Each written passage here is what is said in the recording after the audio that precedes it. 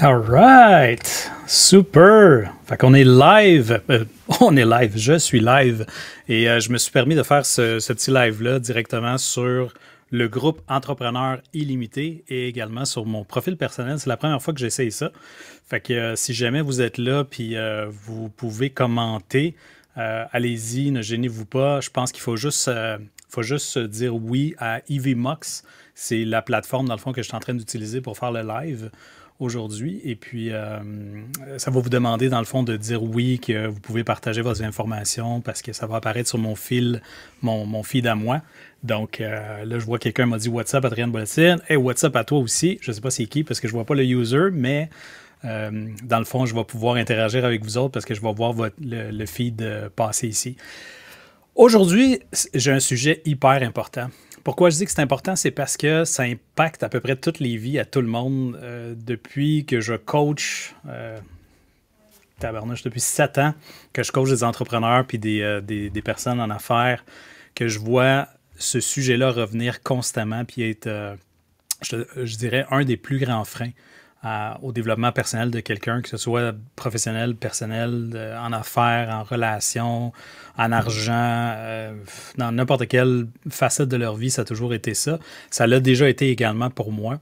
Et puis aujourd'hui, qu'est-ce que j'aimerais partager avec vous autres? C'est justement qu'est-ce que j'ai fait pour élever mon estime personnelle. Donc, on va parler d'estime personnelle aujourd'hui, mais de façon plus intéressante, on va parler d'estime personnelle, de comment le booster à 100% puis le jammer là.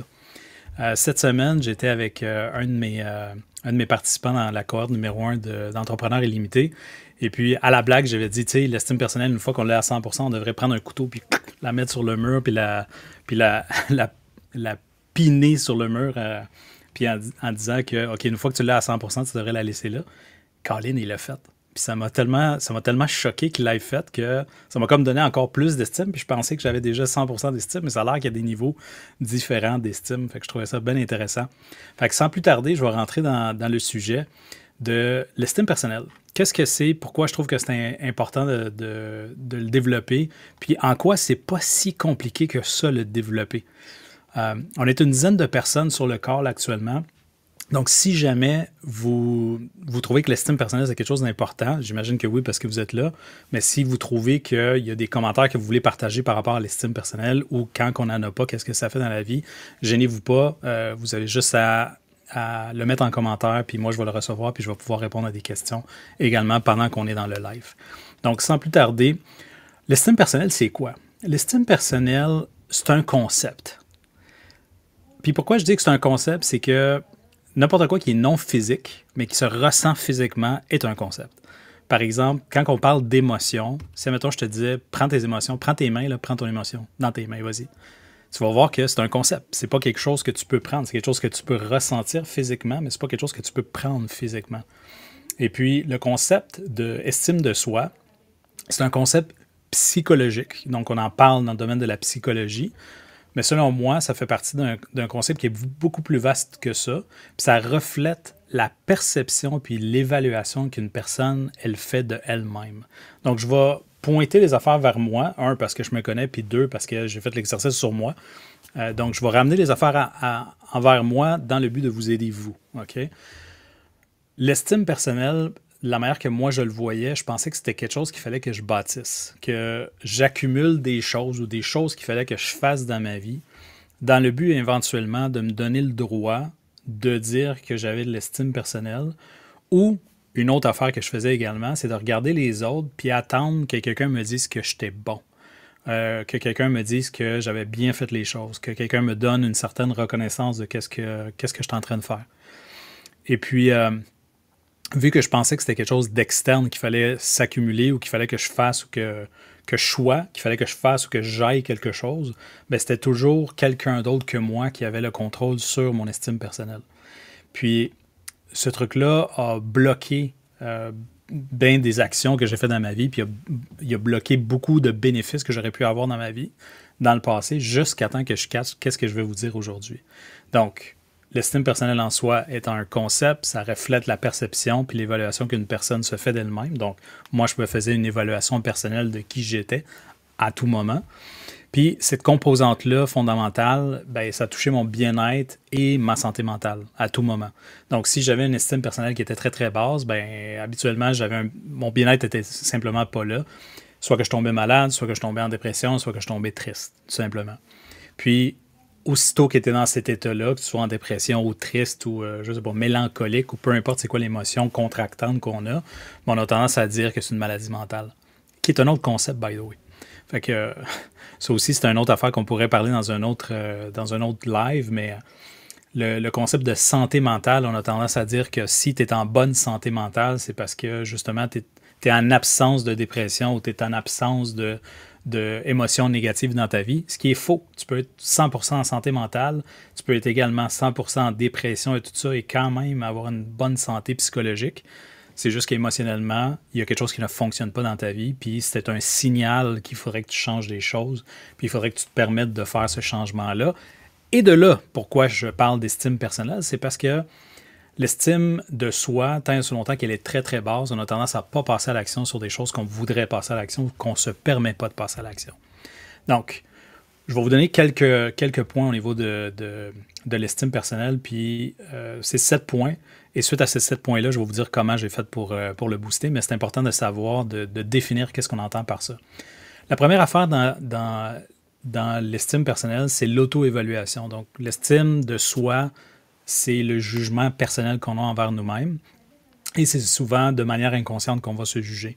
Donc, on a tendance à se flageller là, un petit peu partout et un petit peu c'est pour n'importe quelle raison, puis c'est souvent lié à la façon dont on se perçoit. Donc, on se voit dans le miroir, puis on dit « Ah, ben, t'es qui, toi? C'est vrai que t'es pas bon, t'es pas bonne dans telle affaire. Voyons, tu fais des erreurs constamment, t'es pas aligné, tu sais pas ce que tu veux, blablabla. Bla, bla, bla. C'est tout le self-talk, dans le fond, qu'on a envers nous-mêmes, ce que plusieurs personnes diraient que c'est de l'ego, qui est constamment en train de nous étiqueter avec des qualités qui ont tendance à avoir des défauts. Ils n'ont pas des qualités, justement. On a tendance à ne pas regarder les qualités qu'on a, on a tendance à regarder nos défauts et puis de se frapper dessus jusqu'à temps qu'à un moment donné, on n'a juste plus d'estime personnelle. Fait que ça, c'est ce que j'appelle l'auto-évaluation, ce qui est très dangereux. La deuxième affaire, c'est la valeur personnelle qu'on se donne. Donc, au cœur de l'estime de soi, on trouve ce qu'on appelle la croyance de sa propre valeur. Puis pourquoi je dis une croyance? Ben, c'est parce que c'est vraiment juste une croyance. Il n'y a rien qui dit que c'est vrai, que tu es bon ou pas bon dans quelque chose. Ça, c'est carrément un concept. C'est des affaires inventées, des histoires qu'on se raconte, puis des choses sociétales qui se promènent dans la société, des croyances comme telles. Une croyance étant juste une idée ou un concept que tu crois être vrai. Point. Ça finit là. Donc, je répète, une croyance est une idée ou un concept que tu crois être vrai. Est-ce que c'est vrai dans l'absolu? Absolument pas. Pas nécessairement.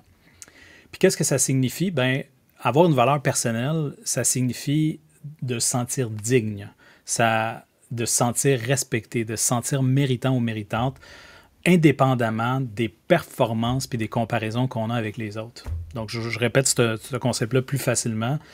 C'est se sentir valorisé, de dire qu'on a une valeur, peu importe qu'est-ce qu'on a fait, peu importe c'est quoi les résultats qu'on a eus, puis peu importe qui est devant nous autres. La valeur personnelle qu'on s'accorde n'a pas rapport avec qui on est, qu'est-ce qu'on fait et qu'est-ce qu'on a. Mais si je vous dis actuellement, votre valeur, votre estime personnelle, elle est basée sur quoi? Vous allez me dire une de ces 3 choses-là. Vous allez probablement me dire, ben, qui suis-je?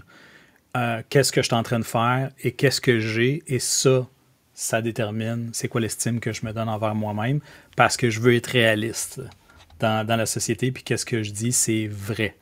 Alors que tout ça est une histoire. Okay? Ça a tout été raconté, puis ça a été monté de toutes pièces pour que ça a l'air vraisemblable. Mais c'est absolument pas vrai. Et je l'ai testé sur des centaines de personnes, puis on a switché sur des centaines de personnes l'estime personnelle, puis on l'a mis en high au lieu de low, juste en recalibrant c'est quoi les croyances qu'il y avait à cet endroit-là. Donc, je vous le dis tout de suite, là, la valeur personnelle que vous vous donnez, c'est votre choix.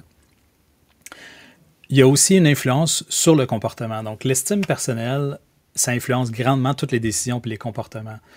Une estime qui est super élevée, bien, ça peut encourager à prendre des initiatives, à relever des défis, tandis qu'une faible estime personnelle, bien, ça va conduire exactement au contraire. Ça va te faire éviter des risques ou te sous-évaluer alors que tu aurais pu passer à l'action. Une autre affaire, c'est, bien, ça je vais le raconter un petit peu plus tard, c'est le lien entre la confiance en soi et l'estime de soi, mais ce point-là me fait rappeler ça, mais je vais vous le dire un petit peu plus tard. parce qu'il n'y a pas de lien entre les deux, c'est deux concepts différents. Il y a aussi des facteurs contributifs, dans le fond, à l'estime personnelle. Il y a l'estime de soi, les expériences, dans le fond, qu'on a vécues à la petite enfance, comme comment on a été éduqué, qu'est-ce que nos parents nous ont dit, qu'est-ce que les professeurs nous ont dit, qu'est-ce que nos amis nous avaient dit quand on était petits. Surtout de 0 à 6 ans. 0 à 6 ans pour les gars, puis 0 à 5 ans, 5-6 ans pour les femmes. Les femmes sont un petit peu plus rapides de ce côté-là, à avoir un jugement de soi-même, c'est-à-dire l'essence de l'ego, là, où on dit « Hey, j'ai une petite voix dans ma tête, puis je suis capable de filtrer les informations que je reçois. » Bien, avant que ce filtre-là y arrive, quand on est jeune, tout est vrai. Donc, tout ce qui a été dit a été perçu à ce moment-là comme étant vrai, a été interprété comme étant vrai, alors que quand on devient adulte, puis on a des blocages, on a tendance à revoir qu'est-ce qui a été dit, puis c'est quoi les éducations qu'on avait reçues, puis les informations qu'on avait reçues quand on était jeune, pour se rendre compte finalement que c'était peut-être pas vrai, finalement, qu'on n'était pas si bon que ça. C'était juste une perception que nos parents avaient, ou la formation du professeur à ce moment-là, ou l'opinion de quelqu'un à ce moment-là. Absolument rien de vrai dans l'absolu là-dedans. Ce n'était que des opinions. Mais quand on s'analyse puis on regarde comment on se sent à l'intérieur, on a encore l'impression que c'est vrai, cette affaire-là. Et on fonctionne justement sur ces influenceurs-là qui nous disent que c'est encore vrai, les histoires des autres. Alors que absolument pas. Il y a également les réussites et les échecs. Donc, des personnes qui ont tendance à avoir beaucoup de réussites ont tendance aussi à se permettre d'avoir une estime personnelle qui est plus haute, alors que ceux qui ont eu plein d'échecs ou qui ont qualifié ou défini des situations dans leur vie qui étaient des échecs, bien là, à ce moment-là, l'estime personnelle s'en va vers le bas. Tout simplement par la définition de la circonstance et non pas par qu'est-ce qui s'est passé vraiment à ce moment-là. Donc, c'est vraiment une façon dont on perçoit finalement qu'est-ce qui s'est passé dans notre entourage, dans notre co-création humaine, là, puis dans la société. L'estime personnelle, elle peut fluctuer également. Donc, c'est pas statique. Ça peut varier au fil du temps, puis ça peut varier au fil des circonstances. Par exemple, pour être affecté par, ça peut être affecté par des changements dans la vie professionnelle ou personnelle.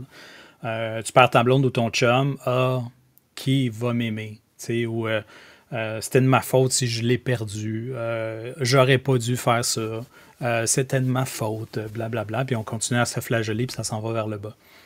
Et ça peut être également vers le haut, où on a une relation toxique, puis à un moment donné, on prend notre courage à deux mains pour cesser cette relation toxique-là. Habituellement, l'estime personnelle a tendance à monter en même temps qu'on prend une décision comme celle-là. Donc, il y a vraiment des fluctuations. Après ça, il y a le concept, comme j'avais dit tantôt, de santé mentale, où est-ce que l'estime de soi qu'on qualifie de saine, c'est une estime de soi saine va être alliée puis amalgamée, dans le fond, à une santé mentale saine également.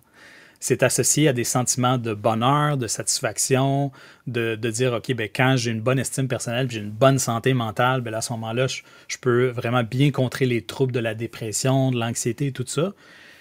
Mais c'est pas tout à fait la santé mentale qui fait ça. Ça, c'est une catégorisation, puis c'est un labeling de qu'est-ce que c'est. C'est vraiment plus l'énergie de « as-tu une bonne estime personnelle ou pas une bonne estime personnelle? » Si tu as une bonne estime personnelle, ce qui va se passer, c'est que tu as tendance à ce moment-là à être beaucoup plus résilient ou résiliente envers justement des troubles, envers des challenges, envers des circonstances qui sont plus challengeantes au niveau émotionnel et tout ça. Juste parce que tu as une estime personnelle, tu es capable de passer au travers beaucoup plus facilement. Mais ça ne veut pas dire que c'est ça dans l'absolu qui va se passer. Donc, on a tendance à faire ce lien-là, mais c'est des concepts qui sont un peu amalgamés, alors que c'est ça, c'est pas tout à fait vrai dans l'absolu. Puis l'autre affaire par rapport à l'estime personnelle, c'est le développement puis l'entretien de l'estime personnelle. L'estime de soi, ça peut être développé puis maintenu par des pratiques conscientes, c'est-à-dire prendre conscience de ce qu'on est en train de faire, comme si tu es en train de m'écouter actuellement, tu prends conscience d'un paquet d'affaires de l'estime personnelle. Et puis, des auto-réflexions positives, comme par exemple se regarder puis faire « Est-ce que je me flagelle, moi? Je suis tout le temps en train de... C'est-tu moi qui est en train de se punir à toutes les fois qu'il se passe de quoi? Toutes les fois que j'ai pas fait quelque chose que la société ou les gens ou mes parents ou peu importe voulaient que je fasse, est-ce que je suis en train de me punir tout de suite après ça? Est-ce que le fait que je n'aie pas eu des résultats ou que j'aie vécu des échecs ou que j'aie fait des erreurs, est-ce que c'est vraiment super important de le qualifier comme étant absolument négatif, cette affaire-là, où on aurait pu le qualifier différemment puis dire que ça faisait partie de l'apprentissage. Puis grâce à ça, ben, on peut monter en estime personnelle parce que maintenant on connaît plus. Ou plutôt, je vais faire non, non, j'ai fait des erreurs, puis j'étais dans cette petite cave, non, non, non, puis là, se flageller, puis faire descendre l'estime personnelle. Dans les deux cas, ça peut monter comme ça peut descendre selon comment on l'a interprété. Puis aussi, la reconnaissance de ses propres réalisations puis qualités. Il y a des gens qui font exactement le contraire, ils sont constamment en train de décider comment que les choses vont se revirer à leur avantage. Comme dirait la fameuse phrase de mon ami Charles Côté, de drôlement inspirant, comment ça va se revirer à mon avantage? Bien, ça, c'est quelqu'un qui fait constamment ça, se ramasse dans un pattern positif, ou est-ce qu'il réalise finalement par auto-réflexion que finalement la vie, bien, c'est tout le temps une question de choix, c'est une question de décision. De comment on va interpréter ces choses-là. Puis le dialogue interne, bien, il va devenir encourageant puis bienveillant à ce moment-là. Donc, en résumé, l'estime de soi et la valeur qu'on s'accorde à soi-même, tout simplement. Puis là, je vais rentrer dans le fond dans la séparation entre l'estime de soi et la confiance en soi, parce que ces deux-là sont tout le temps amalgamés. Fait que l'estime de soi, comme je l'avais dit tantôt, c'est la valeur qu'on se donne à nous-mêmes, peu importe qui on est, qu'est-ce qu'on fait, puis qu'est-ce qu'on a comme résultat. Alors que la confiance en soi, c'est plus spécifique que ça. C'est une série de compétences. Dans le fond, c'est notre capacité à passer à l'action, de dire, regarde, j'ai peur, non, non, non, mais je sais comment faire une chose, puis je vais le faire. Et là, tu le fais. Puis pendant que tu es en train de le faire, tu n'as pas nécessairement estime personnelle ni pas d'estime personnelle. C'est deux concepts complètement séparés. Mais voici où est-ce que ça paraît que c'est pas séparé. C'est quand ton estime personnelle est base ou que tu te fies à qu'est-ce que tu vas faire, à qu'est-ce que tu vas être, qui tu vas être pendant que tu es en train de faire quelque chose, qu'est-ce que tu vas faire exactement comme action, puis qu'est-ce que tu vas avoir comme résultat. Puis si jamais c'est pas en accord avec qu'est-ce que tu voulais ou si tu n'es pas satisfait d'aucune de ces trois-là ou une de ces trois-là, ben, tu vas te flageller puis tu vas calisser ton estime personnelle à la poubelle ou tu vas la faire descendre. Alors que tu n'avais absolument pas besoin de faire ça. Tu aurais pu passer à l'action, tout en ayant une estime personnelle à 100%, puis avoir des échecs ou ce que tu qualifies comme étant des échecs ou des erreurs, puis zéro toucher à ton estime personnelle. Ta valeur en tant que personne n'a pas rapport avec les trois concepts qui sont là. Ce qui m'amène, dans le fond, à vous donner, dans le fond, le secret de comment j'ai boosté mon estime personnelle à 100%.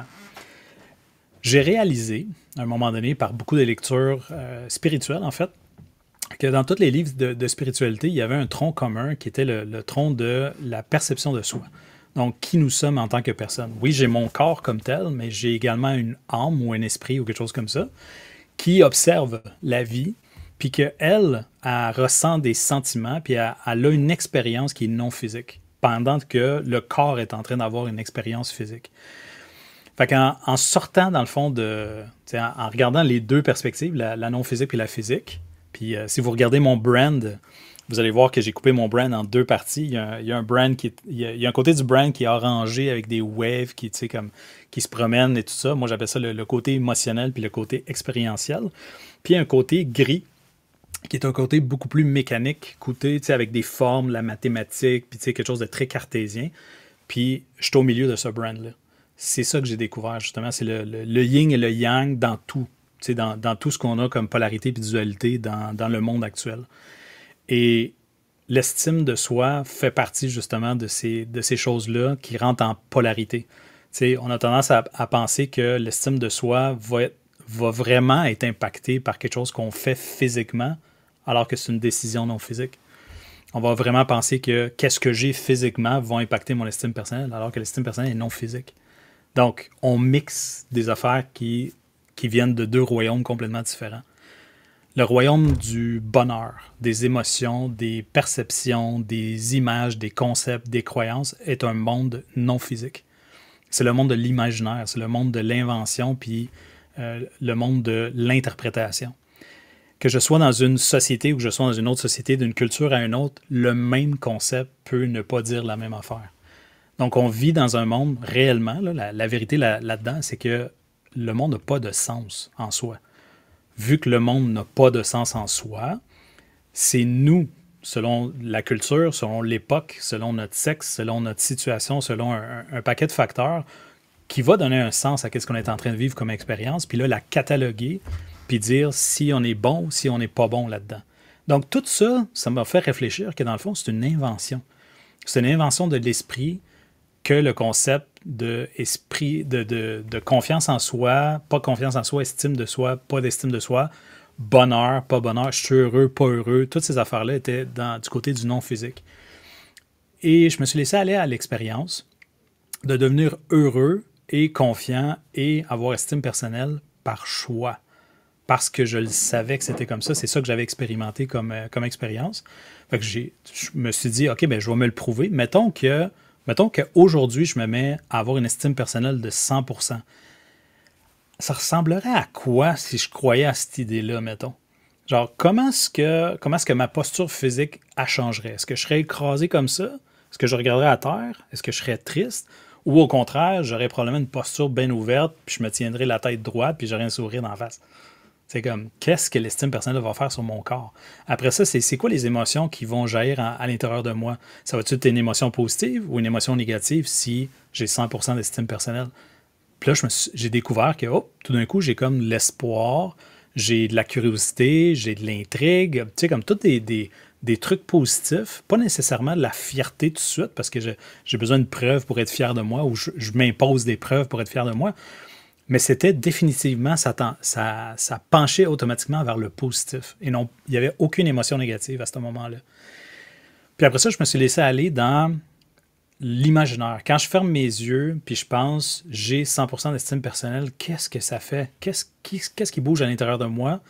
Puis, y a-t-il des changements qui s'opèrent également? Puis là, je me suis rendu compte que j'ai l'impression de prendre de l'expansion. J'ai l'impression de devenir plus léger. J'ai l'impression de m'en aller en expansion.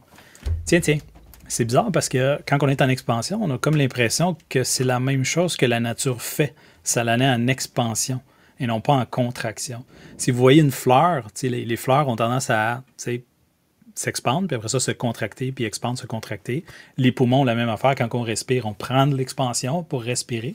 Donc, on prend de l'expansion quand on inspire. Donc, on prend de l'expansion quand on inspire. Je vais répéter ça pour que ça rentre bien comme il faut. On prend de l'expansion quand on inspire. C'est-à-dire quand je suis inspiré et quand je pointe vers moi, c'est là que je prends de l'expansion. Okay? Donc, c'est une forme naturelle d'expansion. C'est ça, la mécanique. C'est ça que j'avais catché, finalement, mécaniquement, que l'estime personnelle, si je la mettais moi-même à 100%, j'allais avoir un effet d'expansion. Donc, au lieu d'attendre que physiquement, il se passe de quoi pour que je me permette d'avoir de l'estime personnelle, j'ai fait tout l'inverse. J'ai décidé d'avoir de l'estime personnelle pour qu'il y ait de quoi qui se passe physiquement. Et il est là le secret. J'aimerais vous dire que c'est beaucoup plus compliqué que ça, mais c'est pas beaucoup plus compliqué que ça. C'est aussi simple que ça. Puis être heureux, même affaire. Même concept. Avoir du bonheur, ressentir du bonheur, même affaire. Même concept. Avoir de la foi ou avoir de l'espoir, même affaire. Même concept. Fait que finalement, ce que j'ai découvert envers ça, c'est que la vie était vraiment une question de choix en premier, mais d'être conscient de ces choix-là, puis de savoir comment fonctionnait cette mécanique-là. Donc, j'espère que ça vous a aidé. Il n'y a pas plus de complexité que ça. C'est vraiment juste ça.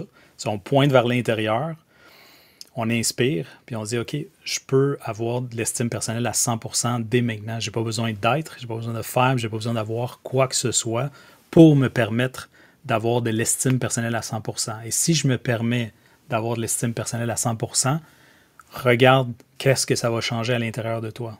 Regarde ta posture physiologique, regarde observe ta respiration, observe tes pensées, observe comment tu vas te sentir dans ton gut, dans ton ventre, qu'est-ce que ça va faire. Est-ce que tu as l'impression de prendre de l'expansion ou tu as l'impression de prendre ou de te contracter? Puis si jamais pour X raison, tu dis, OK, maintenant j'ai de l'estime personnelle, puis je pense que c'est mal, puis je me contracte, bien, probablement que tu as des pensées, des concepts ou des croyances qu'on appelle qui sont inverses à la mécanique de ça. C'est-à-dire, puis ça je l'ai entendu souvent, OK, mais Adrian, si jamais j'ai 100% d'estime personnelle, ça ne veut pas dire que je vais devenir... Ça veut-tu dire que je vais devenir narcissique?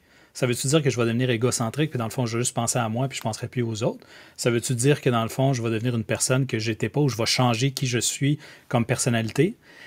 Et la réponse, c'est oui, absolument, mais pas comme tu penses. Ça s'en va pas du côté négatif. Ça va s'en aller du côté positif. Systématiquement, mécaniquement. Comme je l'avais dit tantôt, si tu augmentes ton estime personnelle, mécaniquement, tu vas pencher vers le positif. Si tu penches vers le positif, c'est le côté de toi plus positif qu'on va voir. Donc, le narcissisme, qui est une peur, dans le fond, irrationnelle ou une peur majeure de manquer d'attention ou avoir un vide interne, puis il faut qu'on le comble en disant « OK, regarde-moi, check-moi, moi je suis important, puis donne-moi de l'amour, puis donne-moi de la reconnaissance, puis moi, là. » Ça, c'est absolument le contraire qui se passe quand tu augmentes ton estime personnelle. L'égocentrisme qui est de dire « OK, c'est moi qui est important, puis pas les autres, là. » Ça, c'est exactement le contraire quand tu as de l'estime personnelle élevée. Donc, toutes les peurs que tu pourrais avoir ou toutes les contractions que tu pourrais vivre si jamais tu te permets d'avoir 100% d'estime personnelle, elles vont te donner un indice, si jamais ça contracte, que tu as des croyances là-dedans à changer, puis tu peux les changer juste en redéfinissant qu'est-ce que ça veut dire pour toi. En disant, OK, ben, de quoi tu as peur? As-tu peur de changer pour être plus positif, pour être plus ouvert, plus ouverte, pour être plus au service des gens? C'est moins, justement, centré sur toi-même puis aider les gens. Je vais vous dire qu'est-ce que ça a donné comme bénéfice, puis après ça, je vous quitte là-dessus. Le bénéfice majeur d'avoir estime personnelle, c'est de regagner toute son énergie qu'on perdait avant. Je perdais beaucoup d'énergie à penser à ce que les gens allaient penser de moi. Je perdais beaucoup d'énergie à faire attention à comment je faisais les choses pour être perçu d'une certaine manière, alors que là, je suis complètement authentique, puis je me livre, puis je suis vulnérable, puis ça me fait absolument rien. Là. Genre, je suis à 100%, peu importe qu'est-ce qui se passe. Ce que ça donne, c'est que vu qu'on n'a plus de besoin à alimenter, on a tendance à se mettre automatiquement. On n'est plus comme ça, on a tendance à être comme ça. Okay? Donc, parce qu'on focalise sur nous autres, sur notre propre estime personnelle, on est à 100%. Donc, si je suis à 100%, je n'ai pas de manque. Okay? Je n'ai pas de manque, je n'ai pas besoin de me faire alimenter par quelqu'un d'autre. Donc, qu'est-ce que je fais? C'est que je m'ouvre à l'autre. Et là, je peux être au service des gens. Là, je peux être à l'écoute. Là, je peux être empathique. Là, je peux avoir de la compassion. Là, je peux être à l'écoute des subtilités, dans le fond, de la communication des gens.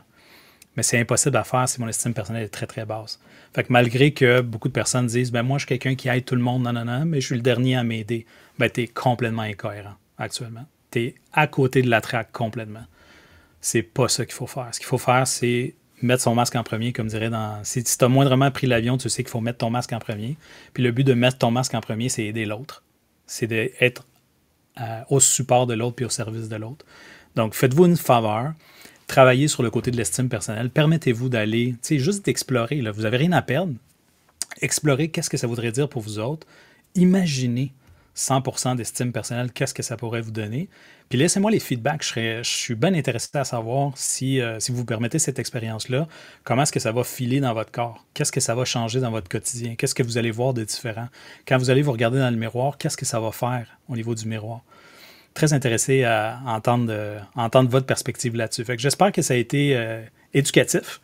J'avais le goût de vous en parler parce que c'est quelque chose que je vois très, très, très souvent, puis j'ai jamais fait de live là-dessus, fait que j'avais un intérêt à le faire. Et puis, ben, si ça vous a aidé, ben, vous pouvez me laisser vos petits commentaires, partager la vidéo, éventuellement, elle va être partageable, cette vidéo-là, donc n'hésitez pas à la partager. Moi, je vais la mettre sur ma chaîne YouTube également. Et puis, si je peux vous aider de quelque façon que ce soit, faites-moi signe. Merci beaucoup. Salut.